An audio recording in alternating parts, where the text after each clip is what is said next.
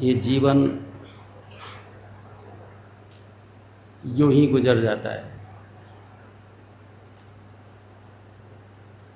पता ही नहीं लगता कि हमें करना क्या है। खाना, कमाना, मान सम्मान, ये करना वो करना, ये ज़रूरी है, ये ज़रूरी नहीं है। अच्छा कैसे मिलेगा, सुख कैसे मिलेगा, इसी भाग दौड़ में ये ज़िंदगी चुकता हो जाती है। जगत धोखे की पुड़िया है। गुरु नानक महाज्ञानी जिन्होंने गौर कर देखा, ये महापुरुषों ने बड़े गौर से देखा है कि यहाँ सब धोखा है। धोखे से मतलब समझते हैं यहाँ कि यहाँ अभी सुख है, इस सुख का कोई भरोसा नहीं कब दुख में बदल जाए। अभी यहाँ दिन है, पक्का नहीं है कि हमेशा दिन रहेगा, बदल जाए, रात आ जाएगी। अच्छा है, थोड़ी देर बाद बुरा आ जाएगा। बचपन है, बदल जाएगा बचपन, जवानी आ जाएगी, जवानी भी स्थिर नहीं, बुढ़ापा आ जाएगा। इस संसार में कितना ही विश्वास करो, क्या विश्वास सदैव रहता है? कब विश्वास धोखे में बदल जाए किसी को कोई पता नहीं। संशय सदा बना है, हमेशा संशय बना है। इस जगत में कोई चीज़ स्थायी नहीं है। जगत धोखे की पुड़िया है, यहाँ सदैव चीज़ बदल रही है।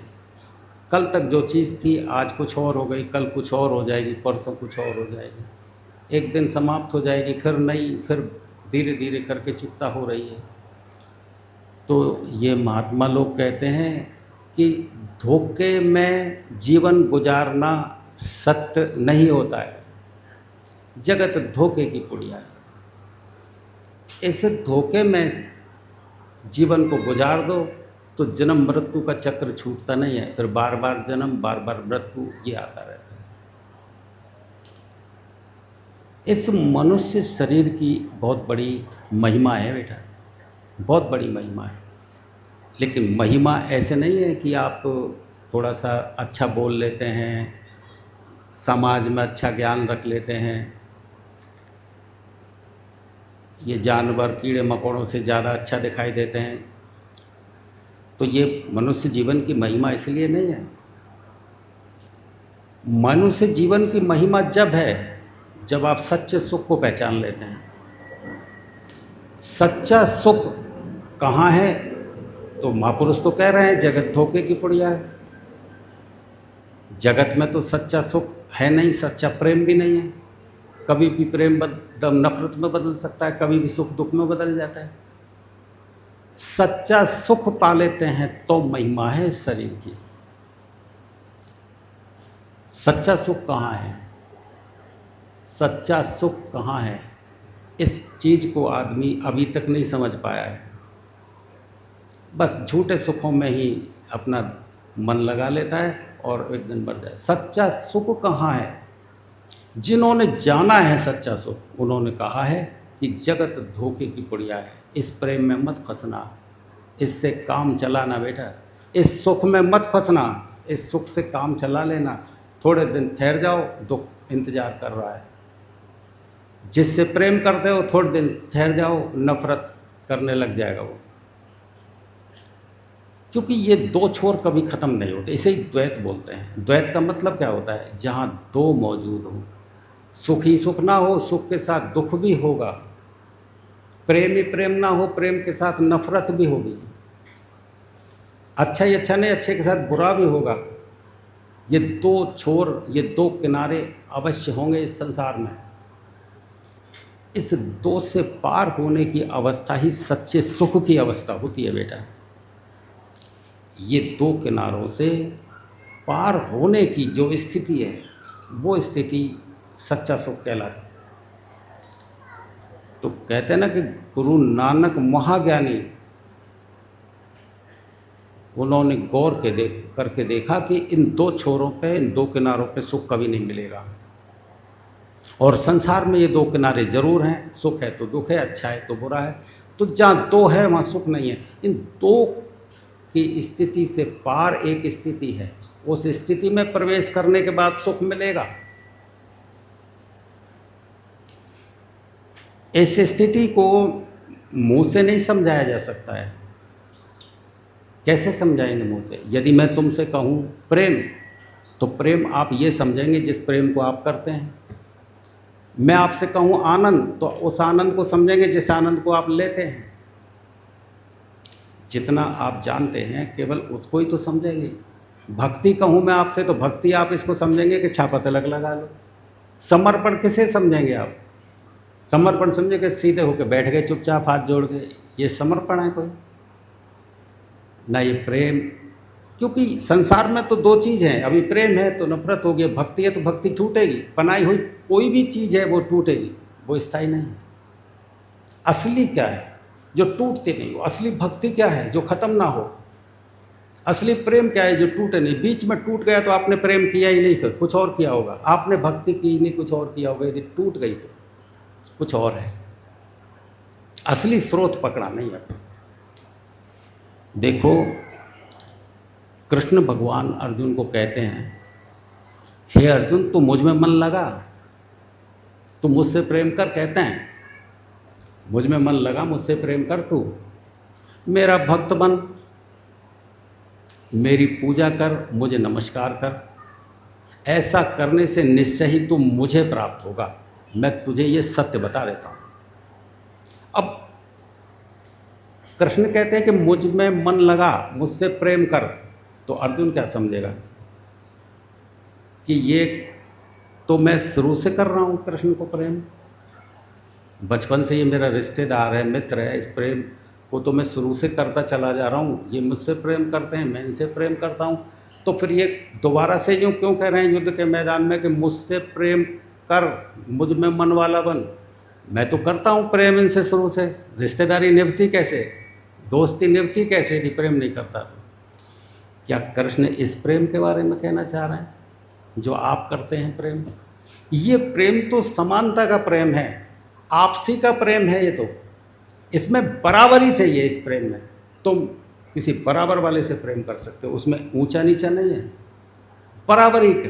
तुम देते हो तो वो भी देगा, तुम प्रेम करते हो तो वो भी करे। कृष्ण इस प्रेम की नहीं कह रहे। कृष्ण कहते हैं कि तू प्रेम मुझसे कर, यानी वो उस प्रेम की इस तरह कहना चाह रहे हैं कि मुझे तू इस बराबरी के प्रेम में मत समझ, मैं सबसे बड़ा हूँ, इतना बड़ा समझ के मुझसे प्रेम कर कि यदि पेड़ों में समझे तो पीपल का वृक्ष मैं ही हूँ, नदियों में समझे तो गंगा मुझे समझ, और किसी पर्वतों में समझे तो सुमेरु पर्वत मुझे समझ, गायों में समझे तो कामधेनु मुझे समझ।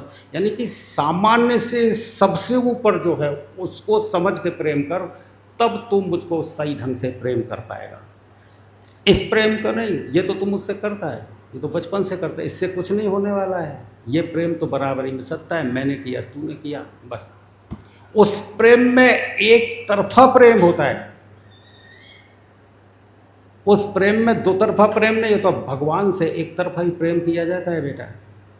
वो प्रेम करे इसकी अपेक्षा भक्त नहीं करता करेगी।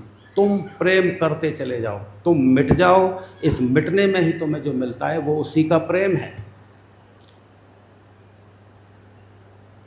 तो वो कहते हैं तुम मुझसे प्रेम कर, तो उस प्रेम की बात करते हैं।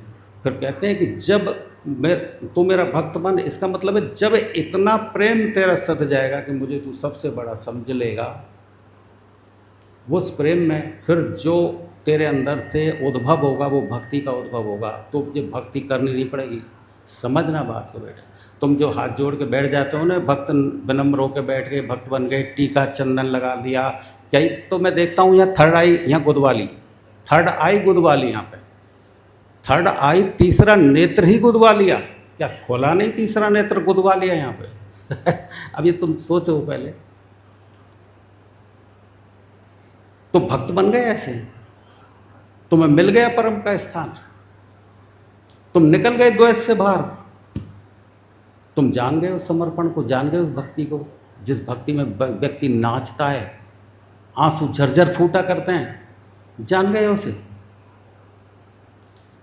तो कृष्ण कहते हैं कि जब वो प्रेम सद गया, उस प्रेम में बेटा ना दुख के लिए जगह मिलती है ना सुख के लिए जगह मिलती है, ये ध्यान रखना बात। वो सतत प्रेम होता है, सोने में भी चलता है, जागने में भी चलता है, काम कर रहे हो तो भी चलता है, उसमें फुर्सत नहीं मिलती है व्यक्ति को।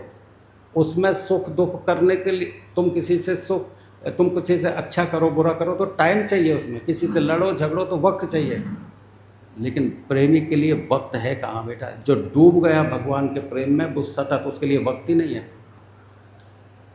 वक्त नहीं है उसके लिए, न वो अच्छे के लिए वक्त है न बुरे के लिए। वो तो एक डूबा हुई स्थिति है उसकी, उसी में कुछ भी मिले, दुख मिले तो स्वीकार करता है, सुख मिले तो स्वीकार करता है। उसको जजमेंट करने के लिए फुर्सत कहाँ है, ये सुख है तो मैं इसको जज करूँ, दुख है तो बस उसी में डूबा रहता है। वो वाले प्रेम की कृष्ण कहते हैं कि जब वो जागृत हो जाएगा, और वो जागृत कैसे होगा प्रेम पता है? तो देखिए कृष्ण समझाते हैं कि हे अर्जुन, तुम उन महापुरुषों की तलाश कर जो आत्मा के धनी हैं, आत्मा की जागृति रखते हैं। तो उनके पास बैठेगा, सामने बैठते ही तेरी साधना चालू हो जाएगी, सामने बैठते ही तेरे अंदर कुछ वाइब्रेशन चालू हो जाएगी, तेरे अंदर मतलब ऊर्जा ऊपर उठने लगेगी, तो पहचान हो गई कि ये सही जगह आ गया। तो उनके पास बैठना, उनकी सेवा करना, तो बस उनके पास बैठने से ये हो जाता है। ये विश्वास करने की चीज़ होती है कि भाई सही जगह आ गए, हमको गुरु सही मिल गया।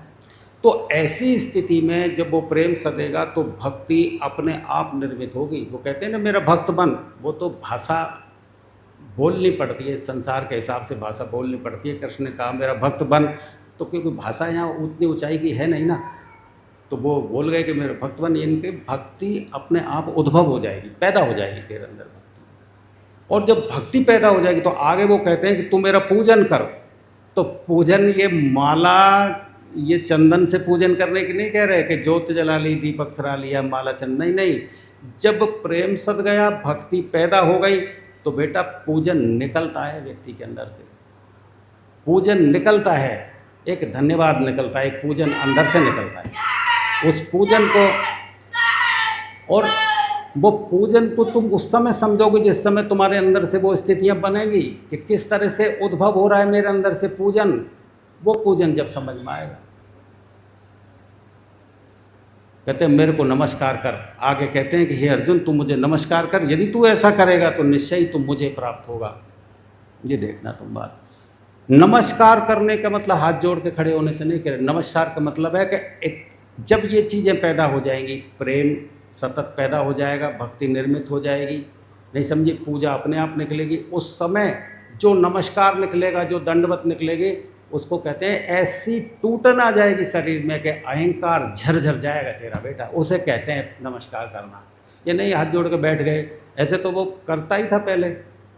अर्जुन कृष्ण को नमस्कार करना, हाथ जोड़ना करता ही था। यदि उसी से पार पड़ जाती तो कृष्ण को कहने की क्या जरूरत पड़ती इतनी बात कि तुम मुझे, मेरे में मन लगा, मेरे भक्त बन, मेरा पूजन कर और मेरे को नमस्कार कर। यदि नमस्कार कोई बड़ी चीज़ है बेटा, नमस्कार भी जिस समय तुम अंदर से जुड़ते हो और ऊर्जा अंदर गमन करती है ना, तो अहंकार पिघलने लगता है। और जब उस अवस्था में टूटन आती है शरीर में, अहंकार जब टूटता है, वो नमस्कार है बेटा। उसे कहते हैं साष्टांग दंडवत। वो होता है साष्टांग, ऐसे नहीं होता। वो तो ये तो सिर्फ, ये तो संसार में जो तुम करते हो ये काम चलाने के सौदे हैं। असली चीज़ तो कृष्ण समझा रहे हैं बेटा। वो समझो कि पैदा होती है चीज़ें, प्रेम भी निर्मित होता है, भक्ति भी निर्मित होती है अंदर से, समर्पण भी निकलता है अंदर से, नमस्कार भी निकलता है बेटा अंदर से, पूजा अंदर से निकलती है। जिस घड़ी तुम अनुभव में चलोगे तो ये बातें तुम्हें समझ में आएंगी। उससे पहले तो एक इशारा है केवल, शास्त्रों में जो लिखा है वो इशारे हैं केवल। सत्य तो तभी समझ में आता है जब तुम यात्रा पे चलोगे। यात्रा पे चलोगे बेटा, गुरु जानता है कि शिष्य को कितना पिलाना है, कितना हजम कर पाएगा ये। उस हिसाब से ज़्यादा डाल दिया जाए तो अभी तो तुम्हारी स्थिति डामाडोल हो जाए, कहाँ से कहाँ भटक जाओगी, इधर से उधर। वो जानता है कि किस अवस्था में है ये, कितना पच सकता है इसके अंदर, कितना ये डाइजेस्ट कर पाएगा। ये सबसे बड़ी बात है। तो वो कहते हैं कि कृष्ण कहते हैं कि यदि तुझसे इतना हो गया तो अर्जुन निश्चय ही तुम मुझे प्राप्त करेगा। अब मुझे प्राप्त करने का मतलब समझते हैं क्या होता है? कृष्ण इस शरीर में बोल रहे थे, उनका अर्जुन की तरह एक शरीर था ये। तो अर्जुन को तो वो पहले से ही प्राप्त थे, उनका रिश्तेदार थे, मित्र थे। अब प्राप्त करने की क्या गुंजाइश रह गई थी कि मुझे प्राप्त हो जाएगा? कौन सी चीज़ थी कृष्ण के अंदर जो बोल रही थी? यदि वो कृष्ण स्थूल अवस्था में बोलते हैं, यदि मन के अंतर्गत रह के यदि कृष्ण बोल रहे हैं तो मुझे प्राप्त हो जाएगा, वो तो प्राप्त ही है, अर्जुन का रिश्तेदार है। मुझे प्राप्त होने का मतलब है कृष्ण अब भगवत स्वरूप में बोल रहे हैं, क्योंकि जब साधक अपनी ऊर्जा में एक हो जाता है, अहंकार जब उसका विलीन हो जाता है तो वो भगवान बन जाता है। ये समझो बात तुम। तो कृष्ण की ऊर्जा भी इस तरह विलीन हो गई उस परमात्मा में कि वो अपने को अलग नहीं बता सकते थे कि मैं कृष्ण अलग हूँ, वो अपने को परमात्मा कह सकते थे। ऐसे ही कोई भी साधक अपने को परमात्मा कह सकता है यदि उस अवस्था में आ जाए, परम की अवस्था में आ जाए। तो कृष्ण जब कहते हैं कि तुम मुझे प्राप्त होगा, इसका मतलब ये नहीं है कि मेरे से ज़्यादा तू गहरे संबंध तेरे बन जाए। इसका मतलब है जिस अवस्था में मैं हूँ, मैं द्वैत से पार हो गया हूँ, मैं सुख और दुख, अच्छे और बुरे से पार निकल गया हूँ, तो उस अवस्था में आ जाएगा अर्जुन। तो उस अवस्था को प्राप्त कर लेगा। जिस अवस्था को मैं मुझको प्राप्त हो जाएगा, मतलब तू उस अवस्था को प्राप्त हो जाएगा यदि तेरे मुझ में मन वाला बन जाएगा। अब देखो बेटा, परमात्मा तो कहीं दिखाई देता नहीं है। कहीं देखा तुमने परमात्मा? बस परमात्मा तो गुरु के रूप में, महापुरुष के रूप में तुम्हें दिखाई दे जाता है, क्योंकि उसके अंदर परमात्मा जुड़ा हुआ होता है। तो तुम उसको देख करके और अपनी श्रद्धा बना लेते हो, तो आपका सफ़र चालू हो जाता है, आपकी यात्रा चालू हो जाती है। तो कृष्ण गुरु रूप में थे अर्जुन के सामने, तो गुरु रूप में अर्जुन के सामने थे, तो वो इतनी बात जो कह रहे थे ना, तो उसका मतलब ये था कि भाई देख, दूसरी तरह से अर्जुन यदि समझे तो यूँ भी समझ ले कि तू मुझसे प्रेम कर, मुझसे यदि तू मुझसे इतना प्रेम करेगा और मेरे सामने तू इतना झुकेगा, तो मेरे सामने झुकने का मतलब है तेरे अहंकार का टूटना, और उस टूटन में तू उस यात्रा पर प्रारंभ हो जाएगा जिस यात्रा पे मैं पहुंच चुका हूं, जिस यात्रा को मैंने पूरा कर लिया। क्योंकि गुरु के सामने झुकने का मतलब समझते हो क्या होता है? गुरु झुकाना नहीं चाहता तुम्हें, गुरु जानता है कि तुम्हारे झुकने पे ही यात्रा चालू होगी। गुरु ये जानता है कि उसको झुकाने की कोई ज़रूरत नहीं है, उसको क्या, वो अपनी पूरी मौज में है। लेकिन जब तुम उसके सामने झुकते हो ना बेटा, तो झुकाव में वो जो है ना, आपकी स्थिति, जो ऊर्जा है वो ऊपर उठने लग जाती है। बस इतनी सी बात है, ये एक विज्ञान है और कुछ नहीं। फिर धीरे धीरे तुम्हें प्रेम भी समझ में आएगा, तुम्हें भक्ति भी समझ में आएगी, फिर तुम्हें सब समझ में आएगा। गोस्वामी जी महाराज इस मनुष्य शरीर के लिए बहुत महिमावान बताते थे। बड़े भाग्य मानस तन पावा, सुर दुर्लभ सब ग्रंथन गावा। वो कहते थे मनुष्य शरीर महिमा युक्त है, बड़े भाग्य की बात है। भाग्य की बात इसीलिए है कि तुम आत्मा के सफ़र पर रवाना हो जाओ, अपनी आत्मा को जगा लो, इसलिए ये शरीर महिमावान है। और ये तुम ऐसा नहीं करते हो तो जानवर में और आप में कोई फ़र्क नहीं है। वो भी खा रहा है, बच्चों को पाल रहा है, वो भी आपकी तरह सारी क्रियाकलाप कर रहा है, आप भी वैसे ही कर रहे हो। जानवर और आप, जानवर से बड़े आप तब हैं जब आप आत्मा को जान लेते हैं। इससे आप यहाँ आए हैं बेटा, तो क्या कि मैं आपको कोई कथा सुनाऊंगा? इसलिए आए कि मैं कोई रामायण सुना दूँ आपको, या कोई कथा वथा आपको सुना दूँ? तो मैं नहीं जानता भैया कथा वथा सुनाना। आप इसलिए आए हैं कि मैं कोई ज्ञान की बात आपको बता दूँ? ज्ञान तो आप में ही बहुत भरा पड़ा है, आप ही ज्ञानी इतने हैं कि किसी को बोलने ही नहीं दे। ना बेटा, यहाँ मैं ज्ञान सुनाने वाला हूँ, ना मैं कथा सुनाने वाला हूँ, ना मैं तुमसे अच्छी बात करने वाला हूँ, ना बुरी बात करने वाला हूँ, ना मैं राजनीति की बात करूँगा तुमसे, ना धर्म की बात करूँगा। मैं तो तुम्हारी आत्मा की बात करने वाला हूँ कि तुम्हारे अंदर आत्मा पड़ी है, उसे तुम जगा लेते हो तो तुम शास्त्र लिख लेना खुद ही, फिर तुम खुद ही शास्त्र लिख लेना, तुम्हारे अंदर से शास्त्र जन्म ले लेगा अपने आप ही बेटा। तुम जो बोलोगे वो शास्त्री बोलेगा तुमसे, तुम कुछ भी बोलोगे वो शास्त्र बोल जाएगा, फिर शास्त्र पढ़ने की कोई ज़रूरत नहीं है। तो मैं तो तुम्हारे अंदर पड़ी हुई जो आत्मा है उस केवल उसको जगाने की बात करता हूँ, और बात ही नहीं करता बेटा। तुम में से बहुत सारे लोग हैं जो उस सफ़र पे चल चुके हैं, चल रहे हैं उस सफ़र पे, संभाले रखना बेटा। जिन लोगों की यात्राएं चालू हो गई हैं वो ये मत समझना कि उनके अंदर गिरावट नहीं आ सकती है। जब तक दूसरा किनारा आ ना जाए ना, साधक के गिरने के हमेशा मौके रहते हैं। कभी भी गिर सकता है साधक। ये सोचो कि इसकी साधना बन गई, गिरेगा नहीं। उस समय गुरु का सानिध्य बहुत ज़रूरी चाहिए। यदि तुम सानिध्य से बाहर हो गए तो पक्का समझ लो गिरावट आ जाएगी। तुम और जितना है ना तुम्हारे पास वो सब खत्म हो जाना है। जितनी साधना चल रही है ना वो कह गई क्या हो गया, अब तो कुछ बनता ही नहीं, अब तो दुनिया के तरह हो गए, हम तो वैसे हो गए। क्या हो गया, ख़त्म कैसे हो गया? कि तुम दूर हो गए गुरु से। संसार में भी उतनी ही ताकत है बेटा जितना भगवान में। ये मत समझ लो भगवान से कम ताकत इस संसार में है। तुम देखते नहीं बेटा, जिस समय तुम संसार में जाते हो ना तो संसार की चीज़ें इतनी आकर्षित कर लेती हैं कि तुम अपने सब कुछ भूल करके जीवन को दांव पे लगा देते हो। तो तुम रहते कितने देर हो मेरे पास?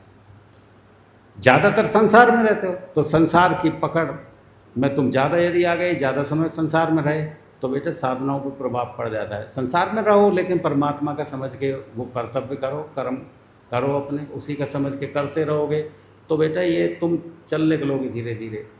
बाकी तो बेटा ये ऐसा नहीं है कि तुम पूरा ही पहुंच जाओ, बीच में ही रुक जाओ तो अगले जन्म के लिए करो, फिर अगले जन्म करना। जितना जान गए उतने जान गए।